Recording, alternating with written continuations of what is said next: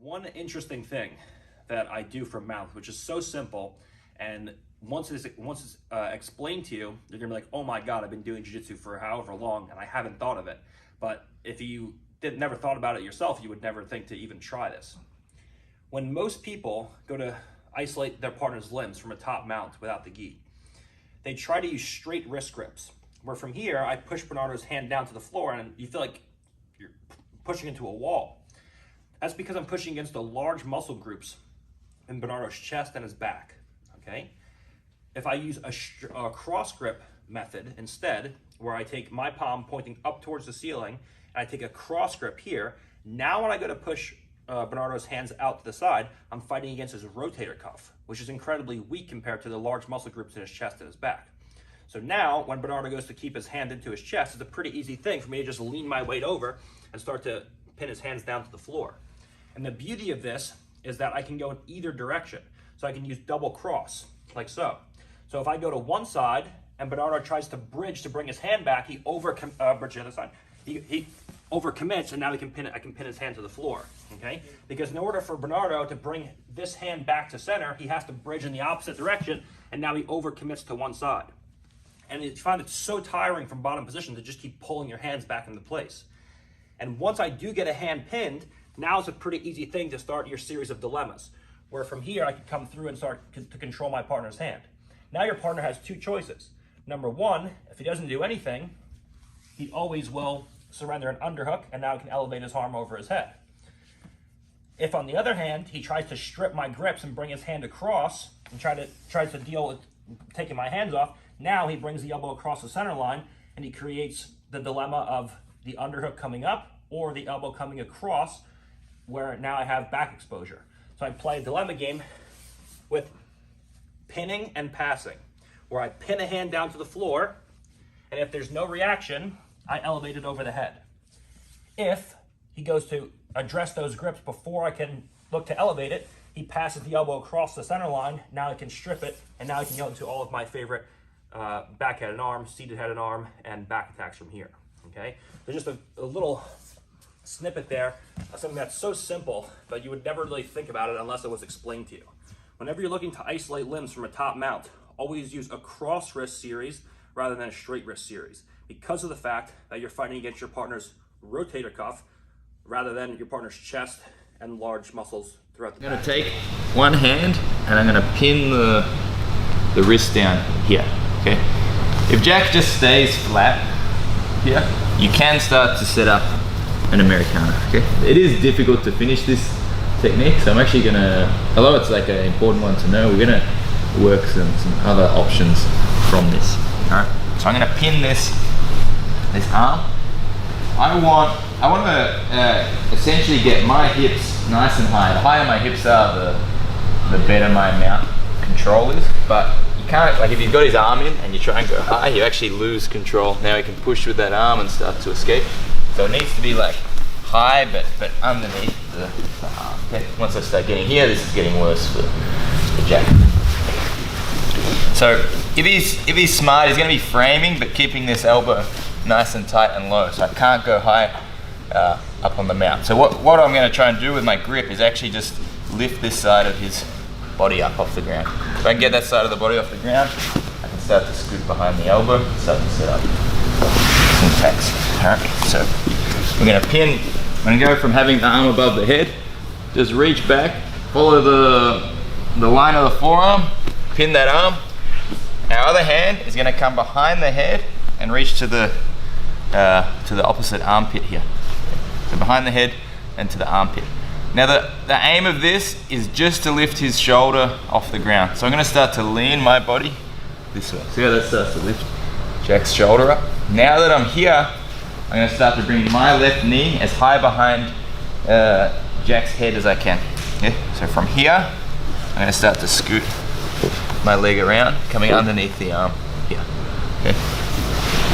Again, go like this, track the forearm, pin the wrist, reach in front of the armpit here, like roll your body to lift the head. If you go too far, they'll slip their head, so you can't, make sure your elbow is still tight. Slip your head here, Jack. Yeah, okay, good. Scoop my knee up, and I'm gonna turn my foot, so my foot's gonna go from facing this way. By rolling on my hip, I can face it the other way.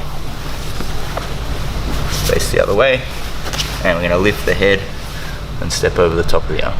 Okay. From here, we have a triangle choke that we can start to finish. Or you could potentially, from here, switch for an armbar. Okay. Let's just get that set up first, then we'll go through some other options. So we've got the arm above the head. We're gonna reach back, track the forearm, pin the wrist, under the head, grip onto the armpit here, lift the head, and start to scoot our knee nice and high. Turn your hips the other way, and shoot your leg over the top. Okay. Once we're here, we can start to look to set up the finish. All right, let's have a go, guys. 3, 2, 1. Let's see how I deal with it. So this elbow is really tight. So again, I want to get my hips up behind the shoulders. I'm not going to try and go through the arm. I can't go through the arm, but if I turn enough, I can start to move my hips laterally, and then I can still get around the side. So I'm definitely not going to be able to like just move up like this. If we're here, I'm going to move my hips away. See that? I've moved out on this angle. Okay, so I'll now clear the elbow if that's tight. Shoot. Okay, this leg's still behind. Okay. Now that we're here, coming under, shooting through. Okay, so once you guys make sure, I saw a few people doing this and they were kind of like getting to here and then they were like doing this. If you're not holding that arm, they're just going to block your leg and you're going to lose the whole position. So you want to maintain this wrist pinned the whole time. Okay. So now that we're here, I find the angle, shoot the foot through. Once the foot's over the top, I can almost forget about holding that arm now, because you can't come in and like push that leg back down. Okay. But until my foot clears that, I have to be worried about him blocking that leg. Okay. So we're going to be going here, foot comes over the top. Now if you want, you can post here or you can kick it there. I want to shoot my shin like deep. I get my knee really deep around this way. Okay, so I want to bring my hips like around the corner. Now I can potentially do a triangle or an arm. Just a big gap here, and then the leg is propped back here. So how we get here, we're going to talk about as we progress, but I want you guys to be able to finish it before we talk about how to get there. All right, so here's the big detail that's going to help you with your mounted triangle. You're going to hold the head and you're going to post right here. And look how I lean myself up. I don't leave my arm back here so that he can pull his elbow to the ground. Okay, go back. I do this. And now I kick just like that. It's a rebite. Same thing we're doing from the guard. It's a rebite and an angle change at the same time. You guys see how I bring this with me? Now both hands go to the floor and I figure 4 and I sit onto his throat back here. Back here at a 90-degree angle. So again, we're already over into the mounted triangle, but it's not that great, right? I barely made it. I don't have the artery cut off at all. Yeah, well, you can kind of keep it there if you want. That's fine. That's smart. If he does this, like he's like, okay, you win, Brandon. Right. He's probably gonna keep it back here, trying to keep this open. Head's gonna be heavy, yeah. So look, I go here and I kick that gap closed. And as I do that, I pivot this hip to the ground right here. You see that? Now I can bring this with me. Lean on the one knee, and it's easy to lock a complete full figure 4 here. And now when I sit back on his throat, well, theoretically, when I sit back on his throat, murder sauce. Let's do it again, Tommy.